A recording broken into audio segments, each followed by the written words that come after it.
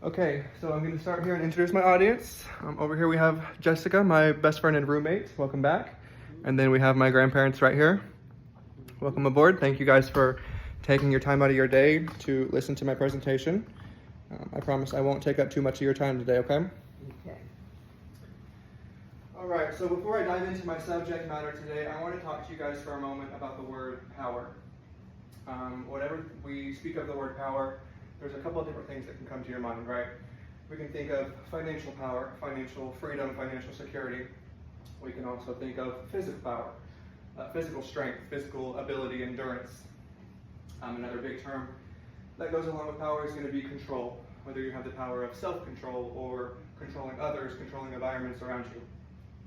These are all really big factors that play into the term power. However, I have another term that I think really goes well with power and goes kind of hand in hand with that. Whenever we speak of power, and I feel like one of the most respectable forms of power that we can aspire to have is going to be influence. The Merriam-Webster's dictionary defines influence as the act or power of producing an effect without apparent exertion of force or direct exercise of command. I like this definition for two reasons. The first one being you can really see how influence and power kind of go hand in hand. They're almost interchangeable in the way that they're described. I also like this definition for the words right here, without apparent exertion of force, meaning when you're able to have that influence over a group, over a community, you're not necessarily exerting force, exerting yourself. When you have that influence, you have a group of people that are exerting their force in pursuit of your goals, in pursuit of your mindset for them. So I think that's truly one of the strongest forms of power that we can aspire to have. So today I want to go into and give you guys just some brief details about what I believe is one of the most influential men in the United States history. I think this man is overlooked a little bit in our textbooks today, but I think that his influence and the way that he has impacted this country years and years ago still rings very true today, and I wanted to be able to show you guys a little bit about him. That man is going to be Mr. Frederick Douglass. Frederick Augustus Washington Bailey was his birth name until he escaped slavery and changed his name to Frederick Douglass once he made it to New York. Born February 1818, he died February 20th, 1895. He spent most of his life in the streets of Baltimore, Maryland. He did travel a bit to the East Coast, working under a couple of different slave owners, but most of his time was spent throughout the streets of Baltimore, Maryland. He spent his time in the streets teaching himself how to read and how to write. Slaves at this time obviously were not given formal training or education of any kind, but he was able to access any kind of tools and information that he could to be able to teach himself how to read and write. And by the age of 15, I think this is where his influence really started. He was able to teach all of the slaves around him throughout Maryland, sometimes 2, 3, 4 times his age, how to read and how to write. At such a young age of 15, he was able to teach these people, sometimes 30, 40-year-old men who were slaves who had never gained these abilities. This is where his influence really started, and he was able to pass that information along. 1838, he did become free. He became a free man. He met a woman named Anna Murray in the streets of Baltimore. She bought him a train ticket. He snuck out in the middle of the night, stole a sailor's suit, rode the train up to New York, and found freedom and independence. I really like this part of his story because this is where it begins for him.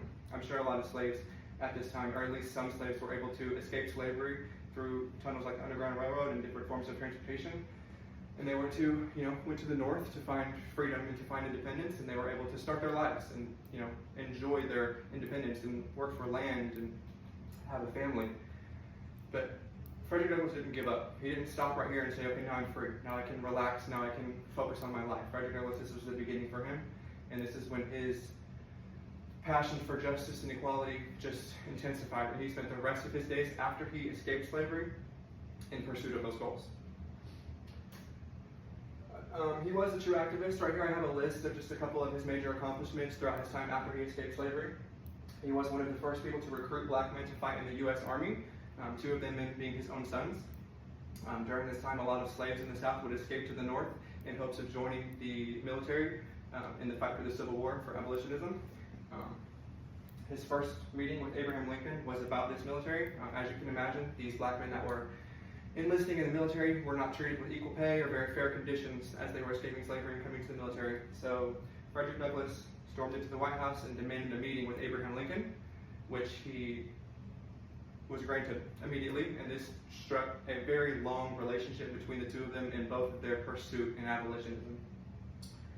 He was the president of the Freedmen Bank. The Freedmen Bank was a governmental institution that came along right after the end of the Civil War in pursuit of assisting newly freed slaves with finances, with food, with shelter, with property. These slaves had gained their independence, they had gained their freedom, but they still had no money, they had no jobs, they had no education, they still had nothing just because they had freedom. So the Freedmen Bank was one of the first institutions to work in pursuit of that goal, to help them get on their feet and to help them start to build their own life. And he was the president of that while it was active. He was the very first black man to be nominated for Vice President of the United States. He obviously did not end up taking that role, but he was the very first black man to be nominated for that. He was a co-founder of the American Equal Rights Association with Elizabeth Stanton and Susan B. Anthony.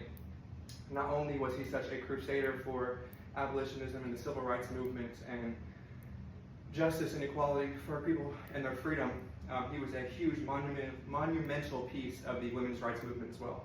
He worked very closely with Elizabeth Stanton and Susie B. Anthony on many different projects and many different ideas, which to me stands to reason that he really stood for freedom and he stood for equality and justice. He wasn't fighting for the slaves from a personal gain, from a personal level. He stood for freedom for the entire country and kind of the principles that it was founded on. The last big thing I have about his life is his controversial marriage to his second wife. After his first wife died, he quickly remarried to a woman who was 20 years younger than him and 100% white. This was very controversial at the time, even for people who were his followers and his peers and his fellow abolitionists. Interracial relationships were still very controversial no matter what side you were on at the time. But he wore this relationship very proudly, very publicly, and sparked up one of the first real public conversations about interracial relationships at this time. Post-Reconstruction, this is really whenever he got his influence. This is when most of his gatherings came along. He went on speech tours across the entire United States, giving speeches and rallies, really injecting raw emotion out of these Southern white men and these Southern white women and these Northerners as well. He was really able to channel an emotional reaction out of them that nobody had ever done before. He had become so popular during these speech tours that people started to question whether he was a slave. Nobody could believe that this black man, this educated, well-spoken, well-dressed, this emotional-driven black man was a slave. There was no way. So that led to the release of his first of 3 autobiographies called The Narrative of the Life of Frederick Douglass, which his first autobiography is a gruesome and gory account detailing every horrendous thing he encountered during slavery. This was one of the first pieces of literature at this time that could take the institution of slavery and change people's mindset on it. They could see it from the eyes of a slave. Mm-hmm. A lot of slaves, a lot of people at this time, they didn't have the knowledge and the tools to be able to share their mindset. But he could share his point of view with these people in a way that has never been done before. And I think that's really where his influence came from. As much as I speak about his influence, I feel like the best way to understand the emotional reaction that he can draw out of somebody is to be able to see one of his speeches. So I do have a short clip that I would like to show you guys today. There was a speech that he was fairly popular at the time for him. It's being presented right here in this clip. So we're just going to watch a short piece of it. We're not going to watch the whole thing, but hopefully you guys will be able to see a little bit how he was able to enact such emotion. This speech is called, "What is the 4th of July to a Slave?"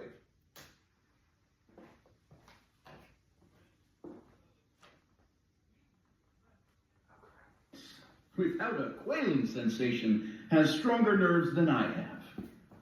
I do not remember ever to have appeared as a speaker before any assembly more shrinkingly, nor with greater distrust of my ability than I do this day. A feeling has crept over me quite unfavorable to the exercise of my limited powers of speech. The papers and placards say that I am to deliver a 4th of July oration. Fellow citizens, pardon me, allow me to ask, why am I called upon to speak here today? What have I, or those I represent, to do with your national independence? are the great principles of political freedom and of natural justice embodied in that Declaration of Independence extended to us. Would to God, both for your sakes and ours, that an affirmative answer could be truthfully returned to these questions. Then would my task be light, my burden easy and delightful. But such is not the state of the case. I say it with a sad sense of the disparity between us.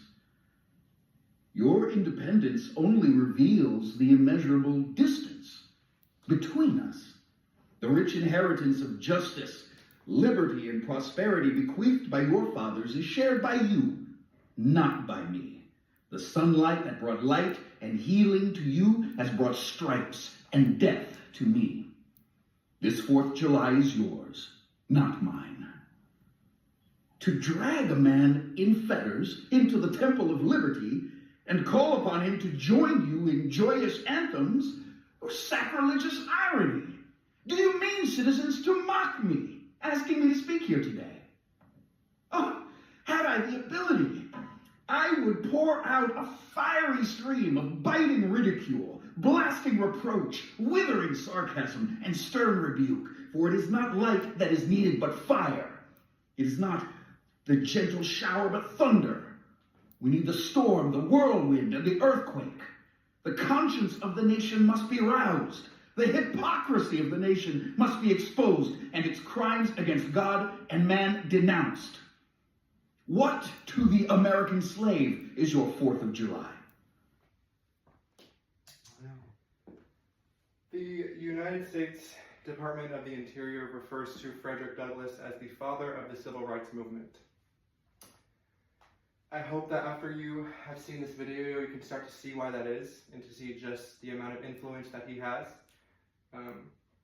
100 years later, over 100 years later, people are still presenting his speeches. Documentaries are still being made about him. People are still studying his life and his legacy. His influence has carried over that long, 100 years from then. So I really hope you guys were able to learn something about that today. But my true hope is that his influence can be a moment of comparison for you. The next time you're in your life and somebody's trying to influence you to do something, to think something, to exert your force in efforts of their goals, think about Frederick Douglass and think about what it meant for him to have influence over somebody before you let someone else influence you. Okay. That's it? That's it. Thank you guys so much. You did great. That was very, very informative.